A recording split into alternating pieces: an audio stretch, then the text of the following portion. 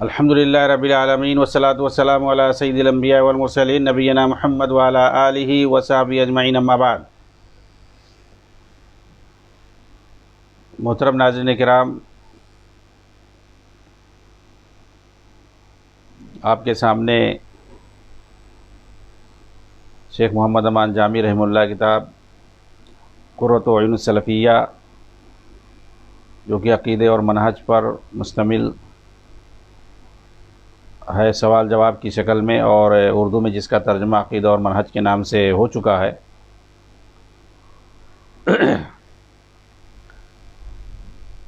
آپ سے سوال کیا گیا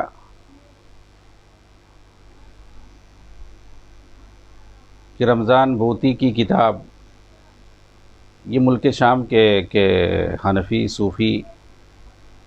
عالم ہیں، گزرے ہیں رمضان بھوتی، اور یہ بشار الاسد کے زمانے میں وہاں پر مفتی مانے جاتے تھے حکومت کی طرف سے۔ ان کی ایک کتاب ہے فقہ السیرہ النبویہ۔ سائل نے کہا کہ میں نے یہ کتاب پڑھی ہے جس میں لکھا ہے کہ قبر رسول کی طرف سفر کی نیت سے جا سکتے ہیں۔ اس مسئلے میں سوائے ابن تیمیہ کے کسی کا اختلاف نہیں ہے، اور اس پر مسلمانوں کا اجماع ہے۔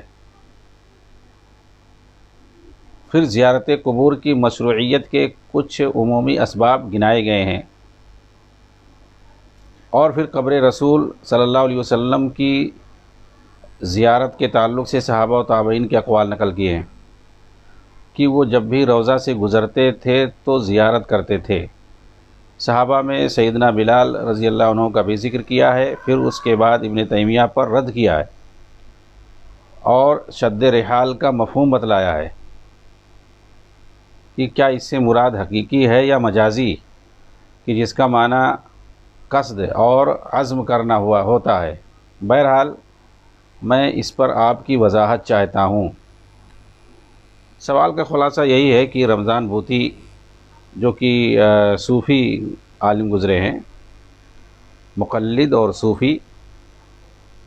انہوں نے قبر نبی صلی اللہ علیہ وسلم کی قبر کی زیارت کی نیت سے سفر کرنے کو انہوں نے جائز قرار دیا ہے، اور پھر جو ممانعت والی حدیث ہے صحیح بخاری اور مسلم کے اندر، اس کا جو ہے اس کی تعویل کر دی ہے۔ حالانکہ اس میں قبر کی طرف یا کہیں بھی 3 مسجدوں کے علاوہ کہیں بھی ثواب کی نیت سے جانے کو ناجائز قرار دیا گیا۔ تو یہ جو ہے سائل کا سوال ہے کہ اس پر آپ کیا کہنا چاہتے ہیں۔ فقہ السیرہ کے اندر رمضان بھوتی نے یہ بات لکھی ہے، ابن تیمیہ کے خلاف بات لکھی ہے۔ تو بہرحال امام ابن تیمیہ رحمہ اللہ کو اسی فتوے کی وجہ سے صحیح بخاری اور مسلم کی جو حدیث ہے لا تشد الرحال الا الى 3 مساجد، کہ 3 مسجدوں کے علاوہ کہیں بھی رخت سفر نہیں باندھا جا سکتا ہے، یعنی ثواب کی نیت سے آپ کہیں کا سفر نہیں کر سکتے ہیں سوائے 3 مسجدوں کے، مسجد حرام اور مسجد نبوی اور اسی طرح سے مسجد اقصی۔ تو یہ تو ظاہر سی بات ہے، حدیث کے اندر ہے تو اسے ماننا پڑے گا۔ لیکن صوفی تقلیدی جو قبر پرست ہیں، جن کے یہاں دین سب جو ہے قبروں میں ہے، صوفیوں کے یہاں خاص طور سے وہ قبروں سے فیض حاصل کرتے ہیں، مرنے کے بعد ان کے یہاں جو ہے طاقت بڑھ جاتی ہے اور فیض حاصل کرتے ہیں مردوں سے۔ یہ بڑے بڑے ان کے علامہ اور مفتی اس طرح کا بیان دیتے ہیں کہ مرنے کے بعد جو ہے مردوں سے فیض اور بڑھ جاتا ہے، یعنی زندہ جب وہ تھا تو اس سے آدمی سیکھتا تھا اور فیض حاصل کرتا تھا۔ فیض سے مراد یعنی علمی فیض۔ تو باقاعدہ جو ہے بہت بڑے علامہ کہے جانے والے، جیسے مفتی کیا نام ان کا، تقی عثمانی، ان کا بیان ہے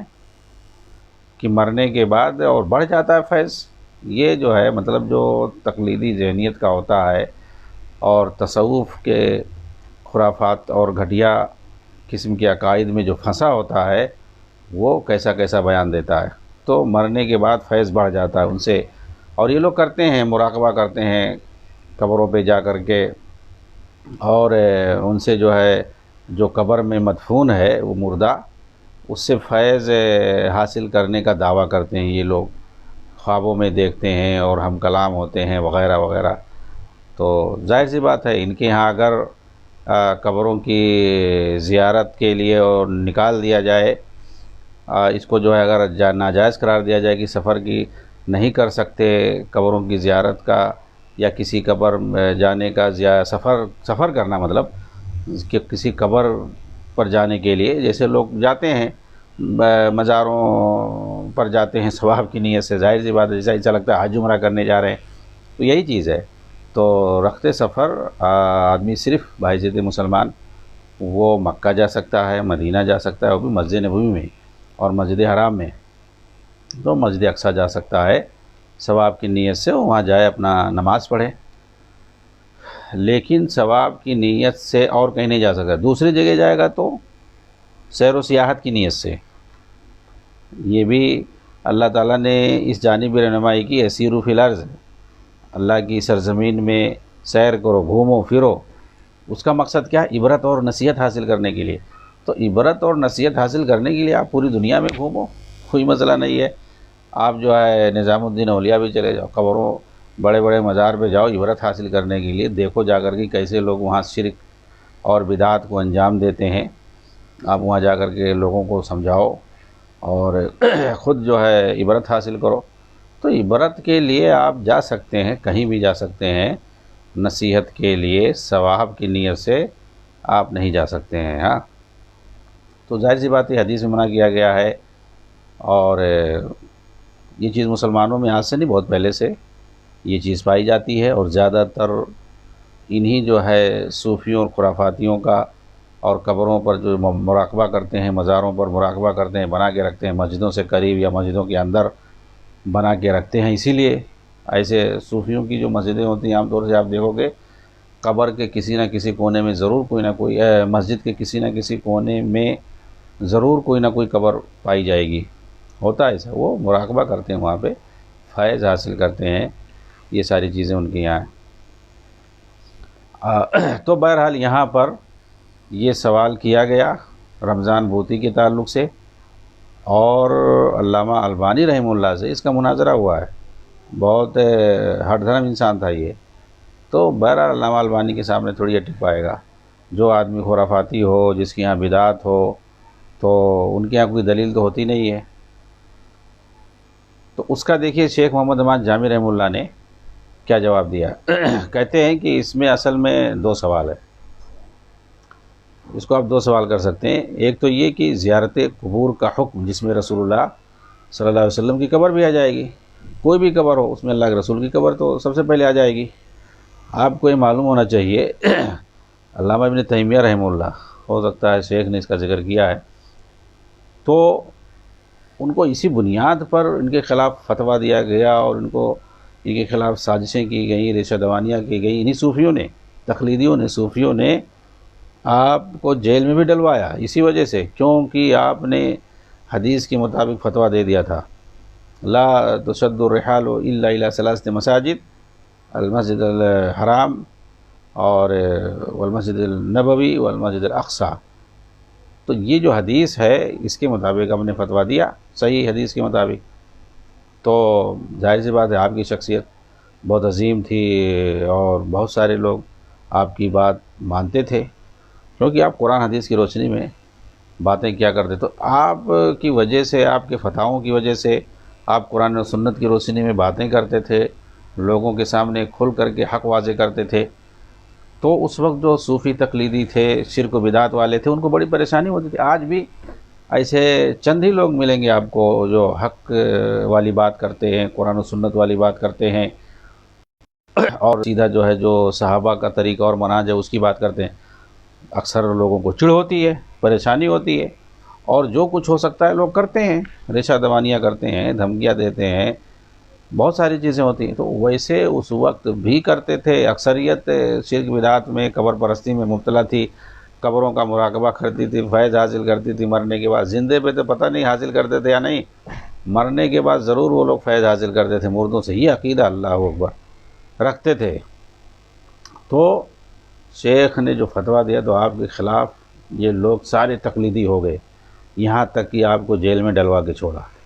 ہاں جیل تک پہنچا دیا شیخ کو اس فتوے کی وجہ سے۔ جو آپ نے صحیح فتویٰ دیا، قرآن حدیث کی روشنی میں فتویٰ دیا، تو آپ کو ان تقلیدیوں نے، خرافاتیوں نے، ان صوفیوں نے جیل تک پہنچا کر کے چھوڑا ہے۔ شیخ محمد امان جامی رحمہ اللہ کہتے ہیں کہ یہ جو آپ نے سوال کیا ہے اور ابن تیمیہ کا حوالہ دیا ہے رمضان بھوتی کی کتاب کے واسطے سے، تو ظاہر سی بات ہے وہ صوفی آدمی تھا، وہ تو مانتا ہی تھا قبر مزار پہ جا سکتے ہیں، قبروں پہ جا سکتے ہیں، قبر جا سکتے ہیں ثواب کی نیت سے، اور یہ لوگ جاتے ہیں ثواب ہی کی نیت سے جاتے ہیں وہاں پر۔ حالانکہ قبرستان میں بھی آدمی عبرت اور نصیحت کے لیے جاتا ہے، آخرت کی یاد کے لیے جاتا ہے، اس یہ اور حدیث کے اندر یہ مقصد بتایا گیا ہے۔ ہاں تو شیخ نے کہا کہ اس کو جو ہے آپ دو حصوں میں تقسیم کر سکتے ہو، ایک یہ کہ قبروں کی زیارت کا حکم کیا ہے، اور اس میں اللہ کے رسول کی بھی قبر آ جائے گی۔ دوسرا یہ کہ کیا قبر رسول کے لیے سفر کرنا باقاعدہ اس کی نیت سے یہ صحیح ہے؟ تو جہاں تک پہلے سوال کا تعلق ہے تو معلوم ہونا چاہیے کہ قبروں کی زیارت کرنا یہ سنت ہے، اس پر علماء امت کا اجماع ہے، ظاہر سی بات ہے۔ مگر بعض ائمہ دین نے یہ صراحت کی ہے کہ قبر رسول کے لیے اگر سفر کا قصد نہ ہو تو وہاں جا کر آپ صلی اللہ علیہ وسلم کی قبر کی زیارت بھی تقرب الہی کا بڑا ذریعہ ہے۔ یعنی آپ مسجد نبوی جا رہے ہیں،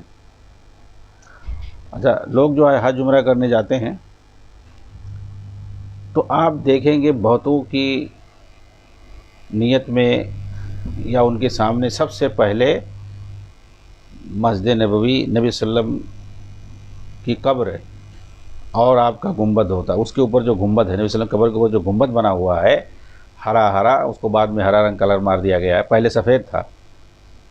وہ پہلے جو ہے وہ کیا اس کو کہتے ہیں قبۃ القبہ البیضاء، پہلے وہ سفید تھا بعد میں اس کو ہرا مار دیا، ترکوں نے اس کو ہرا کلر دے دیا ہے، پہلے وہ سفید تھا شروع میں اور اس سے پہلے کچھ نہیں تھا۔ ہاں وہ بعد میں صوفیوں خرافاتیوں ہی نے وہ سب بنوایا ہے، پہلے تو کچھ تھا ہی نہیں۔ تو لوگوں کی نگاہ میں وہی گنبد خضرا، چاہے حج کرنے جاتے ہیں عمرہ کرنے جاتے ہیں مکہ میں، جیسے تیسے جلدی ختم ہو حج عمرہ وہاں سے بھاگ کر کے وہ مدینہ آتے ہیں، ہاں اور بغیر مدینہ آئے ان کا وہ حج عمرہ ہوتا ہی نہیں ہے۔ حالانکہ بھائی مدینہ والے حج عمرہ کرنے مکہ جاتے ہیں، حج عمرہ کا تعلق مدینہ سے کچھ بھی نہیں ہے، ہاں حج عمرہ کا تعلق مدینہ سے کچھ بھی نہیں، کیونکہ حج عمرہ کے جو سارے ارکان ہیں جتنی بھی چیزیں ہیں چھوٹی بڑی سب وہ مکہ میں ہیں، مکہ ہی میں وہ سب ہوتا ہے، مدینہ میں کچھ نہیں ہوتا، حج عمرہ سے کوئی بھی ریلیٹڈ نہیں ہے۔ ہاں لوگ جاتے کیوں ہیں؟ مسجد نبوی کی زیارت کے لیے جاتے ہیں، مسجد نبوی میں نماز پڑھنے جاتے ہیں، وہاں جو ہے نماز پڑھنے کا ثواب بہت زیادہ بتایا گیا ہے، 1000 گنا بتایا گیا ہے، کچھ لوگ 50,000 بولتے ہیں، ایک ضعیف روایت ہے، صحیح نہیں ہے، جو صحیح روایت ہے وہ 1000 کی ہے کہ مسجد نبوی میں نماز پڑھنے کا جو ثواب ہے وہ 1000 گنا ہے، اور مسجد حرام میں یعنی مکہ کے اندر 1,00,000 گنا ہے۔ تو اسی وجہ سے وہاں لوگ جاتے ہیں، اور نہ بھی جائیں تو حج اور عمرے پر کوئی فرق نہیں پڑے گا، وہاں جاتے ہیں وہی ثواب کی نیت سے مسجد نبوی کے اندر نماز پڑھنے کے لیے۔ اب یہ ہے کہ جب آپ مسجد نبوی میں آئے ہیں نماز پڑھنے کے لیے تو اب مسجد نبوی میں آ گئے تو اب آپ نبی صلی اللہ علیہ وسلم کی قبر ہے، آپ کے دیگر صحابہ کی قبر ہے، شیخین کی قبر ہے یعنی ابوبکر عمر رضی اللہ عنہما کی، اس کی بھی زیارت کر لیجئے۔ تو یہ لوگ کہتے ہیں کہ کوئی نیت سے آئے، کس کے مسجد نبوی کی نیت سے آ رہا ہے، تو وہاں آنے کے بعد وہ پھر اس کے بعد نبی صلی اللہ علیہ وسلم قبر کی زیارت کر لے تو اچھی بات ہے۔ لیکن آدمی اگر نیت کر کے آتا نبی صلی اللہ علیہ وسلم کی قبر کی زیارت کے لیے تو یہ غلط ہے، یہ صحیح نہیں ہے۔ اور کہیں بھی کوئی بھی قبر ہو وہاں آدمی اگر آتا ہے تو اس کو جو ہے آخرت مقصد ہونا چاہیے، اخروی مقصد ہونا چاہیے کہ آخر، کیونکہ حدیث میں بتایا گیا یہی چیز، فَإِنَّهَا تُذَكِّرُ الْآخِرَةَ، وہاں پر آخرت کی یاد آتی ہے، وہ زیارت آخرت کو یاد دلاتی ہے، موت کو یاد دلاتی ہے۔ آدمی وہاں سے جائے، عبرت حاصل کرے، نصیحت حاصل کرے کہ ہمیں بھی یہاں ایک دن آنا ہے اس قبر کے اندر۔ ہاں، ایک حدیث کے اندر ہے حضرت بریدہ رضی اللہ تعالیٰ عنہ کی، قال رسول اللہ صلی اللہ علیہ وسلم نہیتکم عن زیارت القبور فزوروها فإنها تذکر الآخرہ۔ پہلے میں نے قبر کی زیارت سے منع کر دیا تھا، لیکن اب زیارت کرو، یعنی اب جائز ہے، اس لیے کہ یہ آخرت کی یاد دلاتی ہے۔ یعنی یہ قبر جو ہے آپ کو آخرت کی یاد دلاتی ہے، دنیا سے بے رغبت بناتی ہے، عمل پر ابھارتی ہے۔ جیسے کہ جب آپ قبر رسول پر کھڑے ہوں گے، پھر آپ نبی صلی اللہ علیہ وسلم کی زندگی کو یاد کریں گے کہ آپ مدینہ کے اندر کیسے رہتے تھے، پھر آپ اپنے رب کے پاس کیسے کوچ کر گئے، چلے گئے، دنیا چھوڑ کے چلے گئے، آپ وفات پا گئے اور اس دنیا کو چھوڑ دیا، مطلب یہاں کچھ نہیں ہے۔ تو یہ چیز آپ کو عمل پر ابھارے گی، آپ دنیا سے بے رغبت ہوں گے، آپ وہاں کھڑے ہو کر سلام کریں گے، پہلے نبی اکرم صلی اللہ علیہ وسلم پر، پھر ابو بکر عمر رضی اللہ عنہما پر۔ اس سے آپ کو آخرت کی یاد آئے گی اور دنیا میں آپ کی حرص جو ہے وہ کم ہو جائے گی۔ قبر رسول کے لیے سفر کر کے جانے کا مسئلہ اور بھوتی کا یہ کہنا کہ صرف ابن تیمیہ نے اختلاف کیا ہے، یہ بہت بڑی ناانصافی ہے۔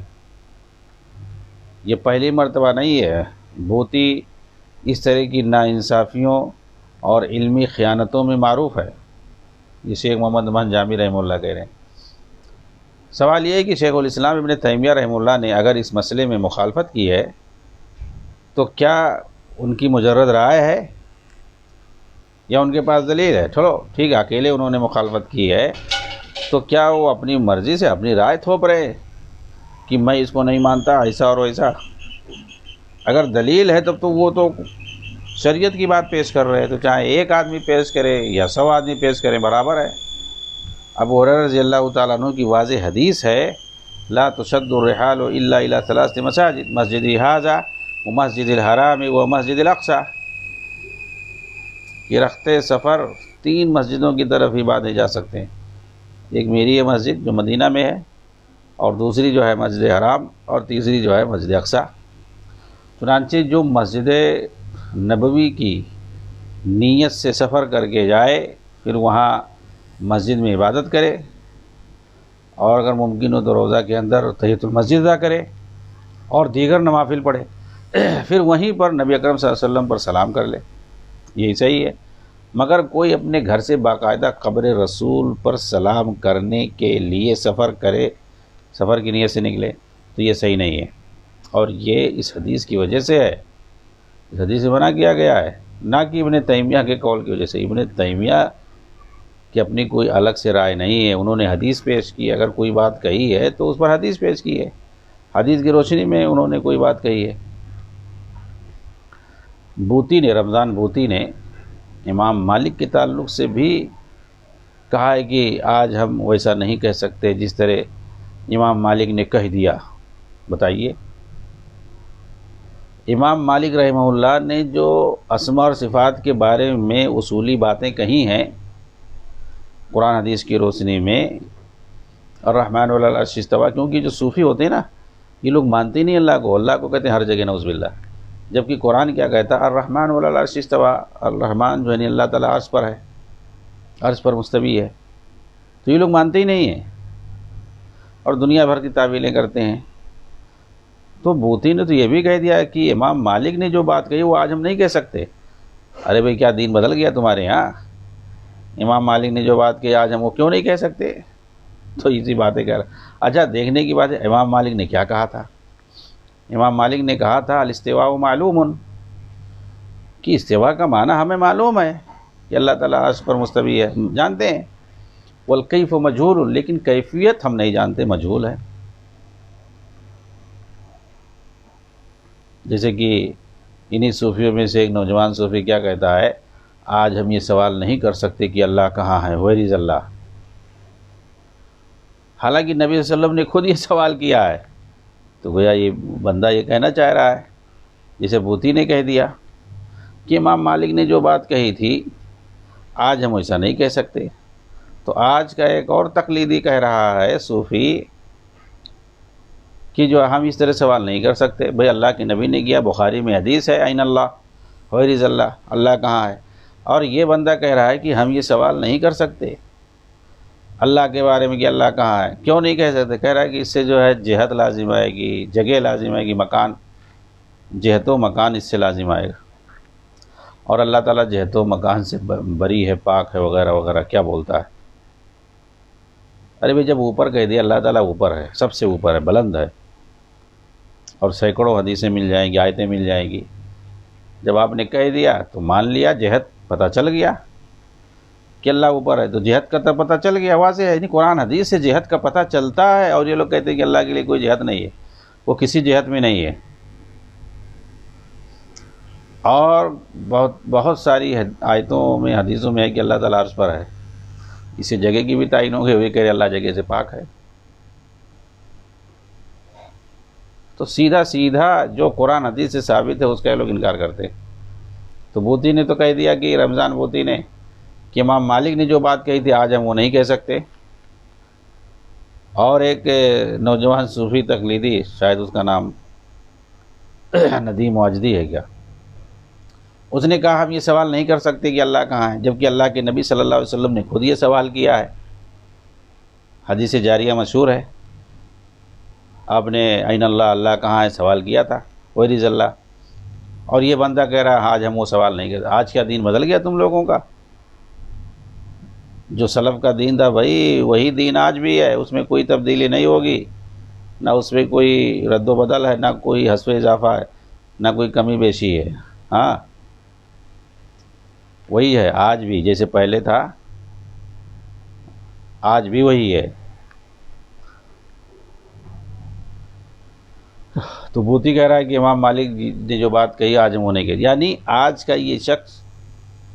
وہ بات نہیں کہہ سکتا جو بات پہلے کی ائمہ دین نے کہی ہے۔ سوال ہے کہ ایسا کیوں؟ وجہ یہ ہے کہ بوتی نے صرف عربی قواعد اور بلاغہ پڑھ کر سمجھ لیا، ایسی باتیں سمجھ لیں جو امام مالک نہ سمجھ سکے۔ یعنی گویا یہ بندہ وہ باتیں سمجھتا ہے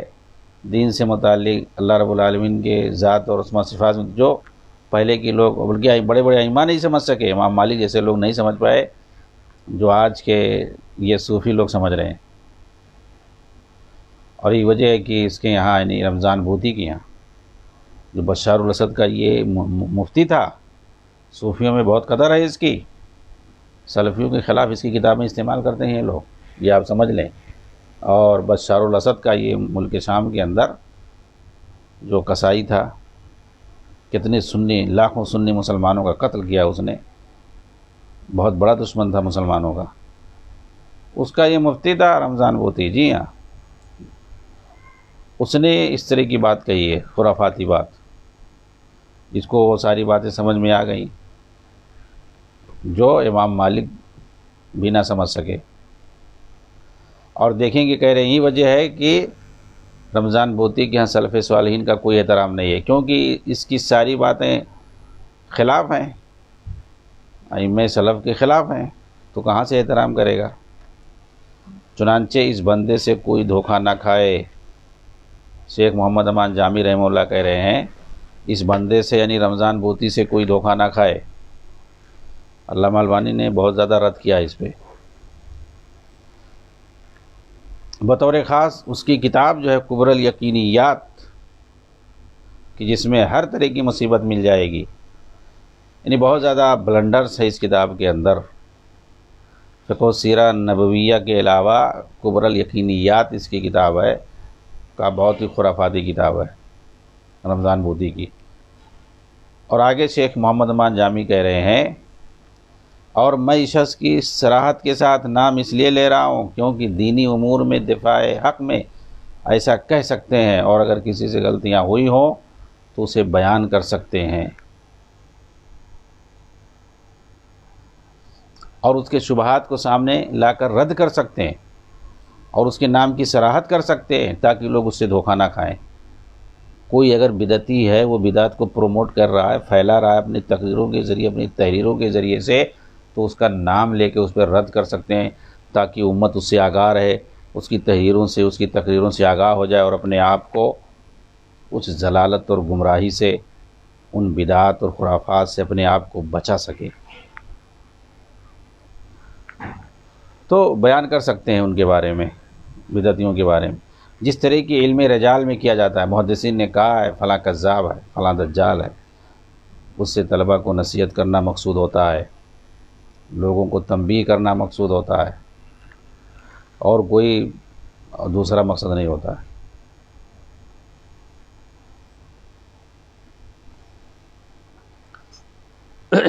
تو یہ رمضان بھوتی ہوں یا جتنے بھی صوفی بلندر ہوں، انہوں نے ہمیشہ کتاب و سنت کی مخالفت کی ہے۔ ائمہ سلف جس میں صحابہ کرام، تابعین، تبع تابعین اور جتنے بھی محدثین اور فقہاء ائمہ سلف گزرے ہیں، کیا نام ہے، خیر القرون کے اندر، ابتدائی 3 صدیوں کے اندر جس کی فضیلت آئی ہے، اس وقت آپ دیکھیں گے کوئی خرافات نہیں، کوئی جو ہے کوئی بڑا بلنڈر نہیں پایا جاتا تھا، بلکہ اگر کوئی کسی کے اندر کوئی فالٹ آتا تھا یا کوئی جان بوجھ کر اگر کوئی گمراہی پھیلاتا تھا، کوشش کرتا تھا، تو اس پر ایکشن لیا جاتا تھا، علماء کی طرف سے بھی اور حکام کی طرف سے بھی، فی الفور اس کا قلع کما ہو جاتا تھا، چاہے خارجیت ہو، رافضیت ہو، جہمیت ہو، قدریت ہو۔ ہاں بہت ساری چیزیں آئی ہیں، لیکن اس وقت فوراً نپٹا دیا جاتا تھا اس سے۔ وہ تو بعد میں باقاعدہ سرکاری سرپرستی میں بدعتوں نے عروج پانا شروع کر دیا، لیکن جو خیر القرون کا زمانہ ہے اس وقت ایسا کچھ نہیں تھا۔ اللہ رب العالمین ہم سب کو بدعت و خرافات سے دور رکھے، آمین۔ والسلام علیکم ورحمۃ اللہ وبرکاتہ۔